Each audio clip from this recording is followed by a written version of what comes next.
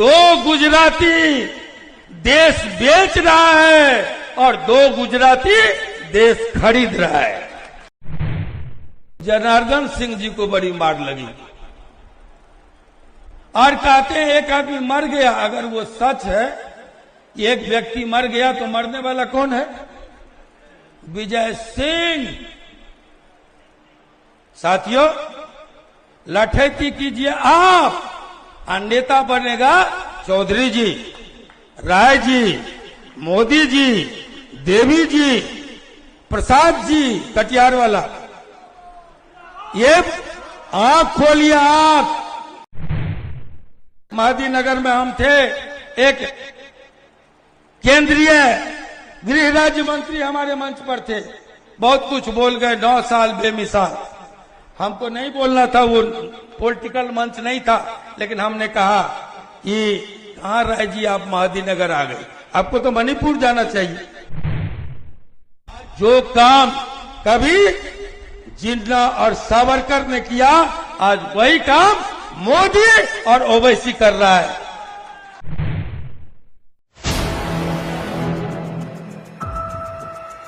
आज 2 गुजराती देश बेच रहा है और 2 गुजराती देश खरीद रहा है।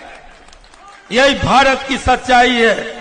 रेल बिक गया, सबसे ज्यादा जॉब देने वाला जो विभाग था, सबसे ज्यादा जो जॉब देने वाला विभाग था, लाखों करोड़ों उस रेल को बेच दिया गया, सेल को बेच दिया गया, भेल को बेच दिया गया, एयरपोर्ट को बेच दिया गया, पोर्ट को बेच दिया गया। रेलवे स्टेशन पर जहां हम जाते थे, फुटपाथ के लोग, 2 ही आसरा होता है गरीबों का, या तो फुटपाथ या नहीं तो रेलवे स्टेशन। आज रेलवे स्टेशन का टिकट जब आप जाएंगे किसी को छोड़ने 42 रुपए की कर दिए गए। कौन कर रहा है ये सब? साथियों, आज किसके नेतृत्व में? कहता है चौकीदार। चौकीदार सजग है। ठीक कहा राहुल गांधी ने कि चौकीदार ही चोर है। इसलिए इसलिए मैं कह रहा हूं कि सुब्रमण्यम स्वामी से माल्या दोपहर में मिलता है और शाम में फरार हो जाता है।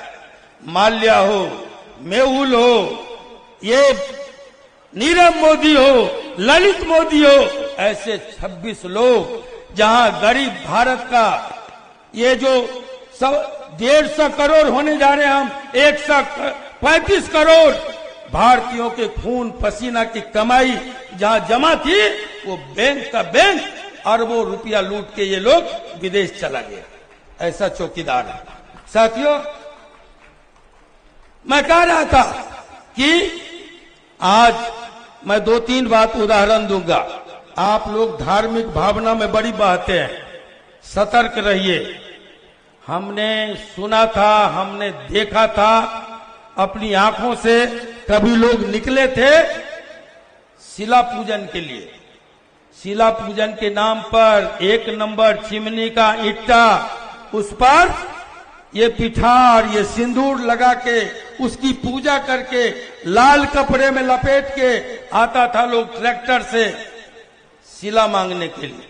मंदिर बनेगा, ईंट दीजिए, उसी के साथ साथ आप अक्षत के रूप में चावल देते थे। ट्रैक्टर का ट्रैक्टर, अक्षत पर आप पैसा फेंकते थे, बरसाते थे।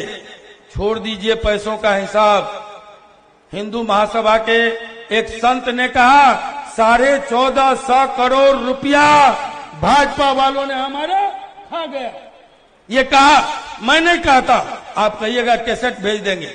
आपने सुना, आपने देखा, ये जो ट्रैक्टर का ट्रैक्टर गांव-गांव से ईंट गया, इस तरह से अरबों ईंट जमा हुए हिंदुस्तान भर के।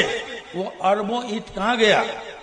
आप सोचिए, आपको सोचने के लिए कहते हैं। आपसे मेरा सवाल है, ये अरबों ईंट गए कहां? जब राजस्थान के 1 नंबर पत्थर से राम मंदिर का निर्माण हो रहा है, तो ये अरबों ईंट कौन खा गया?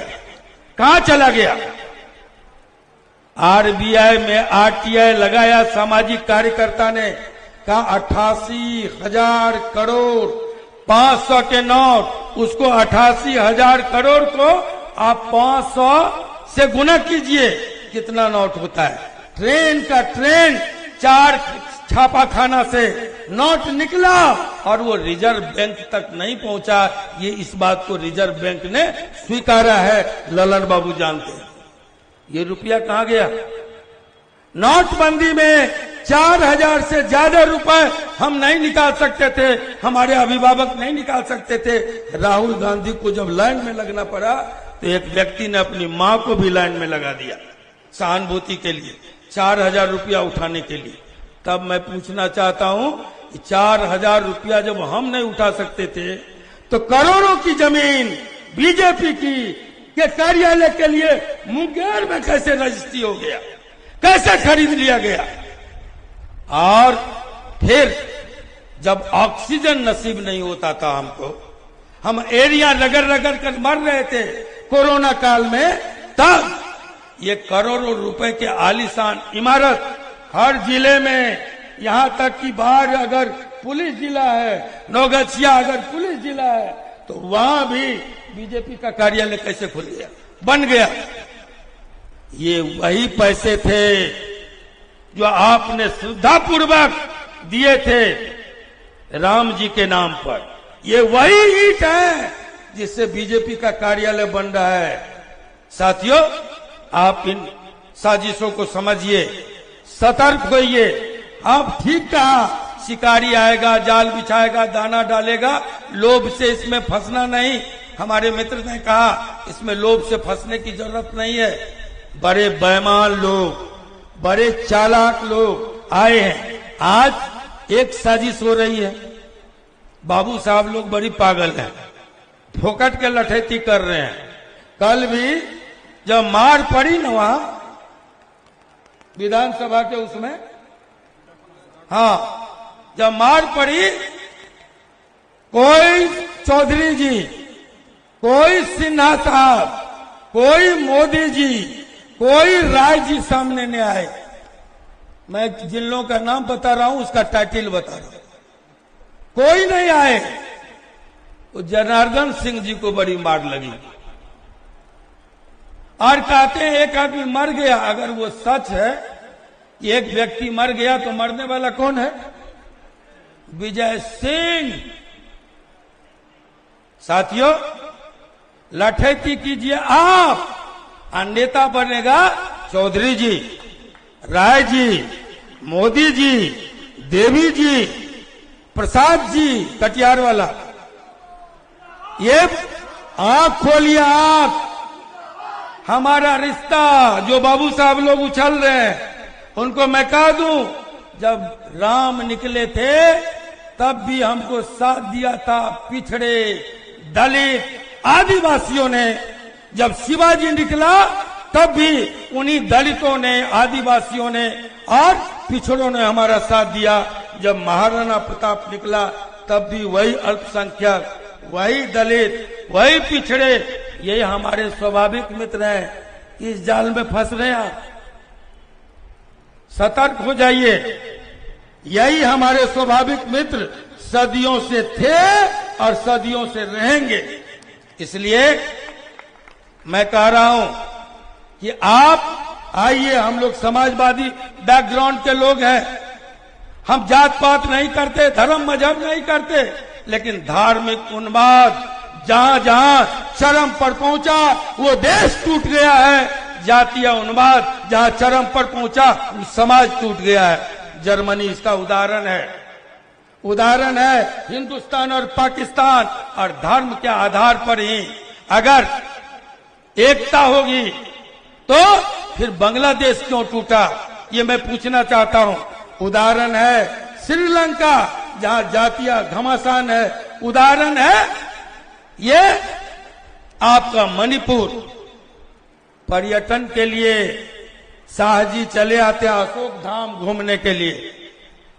मैंने कहा, हमारे रामनाथ ठाकुर जी मंच पर थे, महदी नगर में हम थे, एक केंद्रीय गृह राज्य मंत्री हमारे मंच पर थे, बहुत कुछ बोल गए, 9 साल बेमिसाल।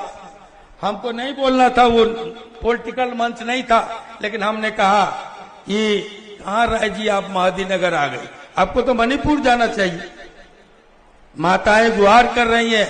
जब जातीय उन्माद को चरम पर हुआ तो वहां 1 लाख 2 लाख के करीब लोग बेघर हो गए। सैकड़ों नौनिहालों की हत्या हो गई।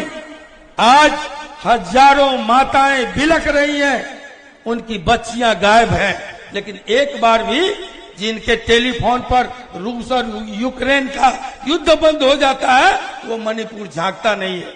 आज आप तमाम लोगों को इन बातों को समझने की जरूरत है।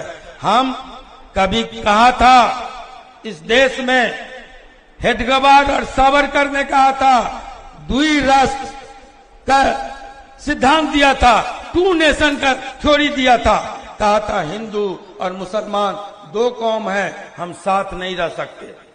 और ठीक 6 बरस के बाद अंग्रेजों की दलाली एजेंटी लेके आया था इस देश में जिन्ना, और जिन्ना ने कहा था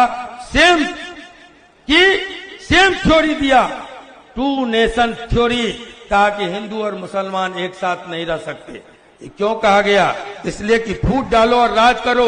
1857 के गदर से चौकोन्ना अंग्रेजों ने जब देखा कि हिंदू और मुसलमान एकजुट हुआ है, कुंवर सिंह, तात्या टोपे, नाना फडणवीस, बहादुर शाह जफर के नेतृत्व में, तुर्रम खां के नेतृत्व में, तो जग गया और फूट डालो राज करो की नीति दिया। आज जो काम कभी जिन्ना और सावरकर ने किया, आज वही काम मोदी और ओवैसी कर रहा है, हमारे बीच फूट डालने का। हम आप तमाम लोगों को कहना चाहते हैं, मित्रों, इस चाल में फंसने की जरूरत नहीं है। हम एकजुट रहेंगे। हम एक नया बिहार, एक नया भारत और एक नया समाज अगर बनाना है तो हमारी एकजुटता जरूरी है।